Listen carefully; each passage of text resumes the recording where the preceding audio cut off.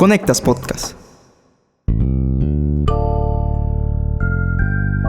Este año, más de 60 millones de latinoamericanos elegirán presidente en 4 países. Ecuador sumido en la violencia, Chile desencantado con el gobierno socialista, Bolivia en plena guerra interna del partido gobernante y Honduras en medio de problemas de inseguridad, crisis política y narcotráfico. También Argentina votará en unas parlamentarias que para muchos serán un referéndum sobre el presidente Javier Milei. Esta semana en Tenemos que Hablar, elecciones 2025, un año clave para la democracia en América Latina.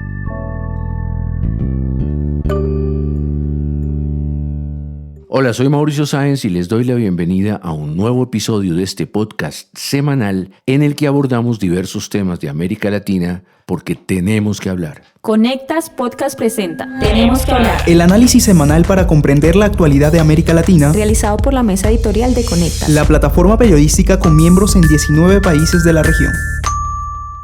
Las personas se congregaron en el centro del cantón Santa Elena aclamando el nombre de Daniel Noboa. A las 5:30 de la tarde, hora en la que el decreto 500 le permitía hacer campaña electoral.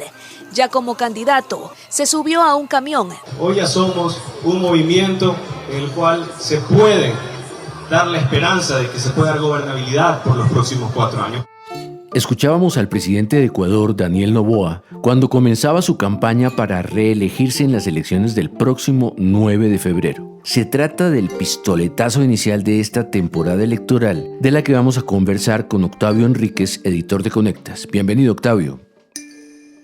Gracias, Mauricio. Las elecciones juegan un papel esencial en los sistemas democráticos, pero a veces eso se rompe como en Venezuela, donde Nicolás Maduro impuso su reelección a la fuerza, desconociendo la voluntad popular. O en la Nicaragua de Daniel Ortega. Ahí las elecciones tampoco resisten los criterios mínimos para considerarse como tales. Distintos son los casos de Ecuador, Bolivia, Chile y Honduras, donde habrá votaciones presidenciales en los próximos meses, y no serán las únicas de un superciclo electoral que se prolonga, como dijo el politólogo Daniel Sobato durante la presentación de un informe sobre los riesgos políticos para América Latina. 2025-2026 inicia un nuevo superciclo electoral. Vamos a tener 8 elecciones en la región en estos 2 años, 6 de ellas en América del Sur, 3 de ellas ahora en el 2025, es decir, Ecuador, es decir, Bolivia, es decir, Chile, y otras 3 en el 2026. Arranca Perú, Colombia y Brasil. Estoy hablando de las 6 de estas 8 en América del Sur. Y si se mantiene esta ola de voto de castigo a los oficialismos, que estuvo muy presente hasta el año 2023 y que disminuyó parcialmente en el 2024.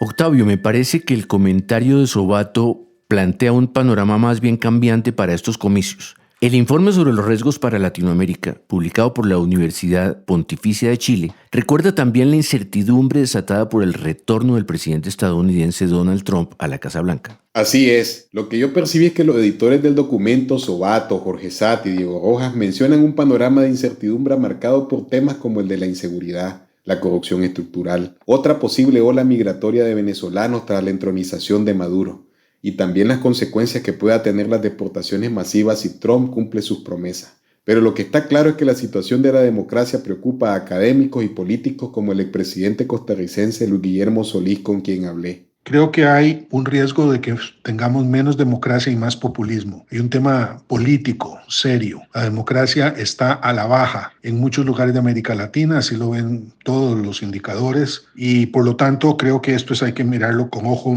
de gran preocupación. Factores como el poco crecimiento económico y el crimen organizado influyen sobre esta crisis de la democracia, aunque cada país por supuesto tiene sus particularidades y en eso hay mucha tela por cortar. Comencemos por Ecuador. Cuéntanos qué ocurre en ese país. El tema es interesante, Mauricio. Como pudimos escuchar, Noboa intenta seducir a los electores con una promesa de estabilidad, pero el contexto ecuatoriano está marcado por la violencia, la crisis política y los recientes apagones. Su principal competidor es Luisa González, la candidata del expresidente autoritario Rafael Correa. Pero además está peleado con su vicepresidenta. Sí, y eso es lo más curioso. A Verónica Abad Noboa la expulsó de su círculo y la exilió prácticamente. Pero más allá de las disputas palaciegas, según Naciones Unidas, Ecuador tiene un índice de 44.5 homicidios por cada 100.000 habitantes. Es uno de los más altos de América Latina. Y un caso reciente causó indignación, como lo explica el periodista Juan Carlos Calderón, director del medio Plan B. La población ecuatoriana tiene muchos temas que recrudecieron en el último año. Básicamente el tema de seguridad ha sido la constante, lo que ha estado en la información, en los medios, en las redes sociales. Y esto se complicó mucho con el secuestro prácticamente y asesinato extrajudicial de 4 niños, 2 de ellos adolescentes, en una zona muy pobre de Guayaquil y que fueron capturados y desaparecidos en manos de 16 efectivos de la Fuerza Aérea Ecuatoriana. Esto ha levantado mucha protesta, mucha crítica al gobierno. Hay que recordar que Noboa sucedió en 2023 a Guillermo Lasso, quien había renunciado en medio de una crisis política. Y desde que tomó el poder se ha dedicado a tratar de emular a Bukele. Declaró conflicto interno e involucró a los militares en la lucha contra la delincuencia. Y todo eso en aras de la paz. Un panorama muy complejo. Pero, ¿qué me puedes decir de Bolivia? Las elecciones son el 17 de agosto. Ahí hay una guerra abierta entre el expresidente Evo Morales y su antiguo aliado y actual mandatario Luis Arce. Como recordarán, ambos son dirigentes del partido Movimiento al Socialismo, es decir, de la izquierda boliviana. Ahora mismo tienen diferencias irreconciliables que podrían favorecer un triunfo de la derecha. Las pugnas entre Morales y Arce llamaron la atención de Miguel Lara, experto en democracia y jefe de la Oficina de Idea Internacional para México, Centroamérica y República Dominicana. Él analizó para nosotros este conflicto político en Bolivia.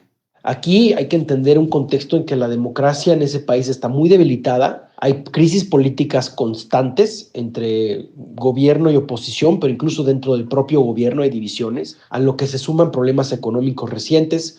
Se les acabaron las reservas en dólares, la inflación es alta, hay escasez de combustibles. Y bueno, es en ese contexto complicado que se va a elegir presidente. El proceso de Bolivia es grave además porque Morales está atrincherado con sus seguidores en la región del Chapare, donde resiste el arresto por un caso de abuso sexual y desde hace meses amenaza la gobernabilidad si no le permiten ser candidato aún en contra de la Constitución. Chile es otra historia. ¿Qué pasa con Gabriel Boric? El presidente chileno es reconocido como un líder democrático. No olvidemos que él ha denunciado con vehemencia las violaciones de derechos humanos perpetradas por Ortega y Maduro, a pesar de que se trata de políticos de su misma tendencia ideológica. Pero en Chile Boric no es tan popular, no se puede reelegir, la izquierda no se pone de acuerdo en un candidato viable y la derecha tiene toda la oportunidad de volver al poder el 16 de noviembre con 2 personajes, Evelyn Matei o José Antonio Kast. Ok, Octavio, ¿y en Honduras qué pasa con Xiomara Castro, la primera presidenta que ha tenido ese país? Ella tampoco puede reelegirse. Castro es la esposa del expresidente Manuel Zelaya, que fue aliado de Hugo Chávez y en su momento intentó reformar la Constitución para reelegirse. Hoy la situación política hondureña presenta muchos de los problemas de la política latinoamericana, como corrupción o instituciones débiles.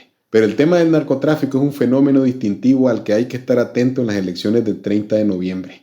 El expresidente costarricense Solís lo explica. En Honduras hay una elección presidencial pendiente en donde vienen también dificultades porque ahí se está muy presente la sombra del narcotráfico sobre la política hondureña que no se ha disipado pese a lo que le ocurrió al presidente Juan Orlando Hernández, que está preso por narcotráfico en los Estados Unidos. Pero además hay un debate sobre la forma democrática que debería de tener el próximo gobierno y allí no hay tampoco mucha claridad. A lo que dice Solís se une Joaquín Mejía Rivera, un experto en derechos humanos hondureño que consulté para este análisis. Para él, el crimen organizado continúa siendo clave en los procesos electorales y la debilidad de las instituciones democráticas permite que su influencia continúe presente e invisible en Honduras. Octavio, este panorama de 2025 se completa con las elecciones legislativas de medio término en Argentina, que para muchos serán un referéndum sobre Javier Milei. Serán el 24 de octubre. Entonces sabremos si sus éxitos económicos, como reducir a un dígito la inflación mensual, pesan más que el costo social del ajuste y el rechazo al estilo de Milei, que es provocador y autoritario. Si le va bien, no lo para nadie. En todo caso, 2025 pinta como un año interesante para la política electoral latinoamericana y sobre todo bajo la incertidumbre que trae la presidencia de Donald Trump, que asume el próximo 20 de enero y con él nunca se sabe por dónde saltará la liebre. Gracias, Octavio, por participar en este episodio. Como siempre, un placer, Mauricio, y un saludo a toda la audiencia. Y a quienes nos siguieron, los esperamos en la próxima edición de este podcast semanal de Conectas, porque tenemos que hablar.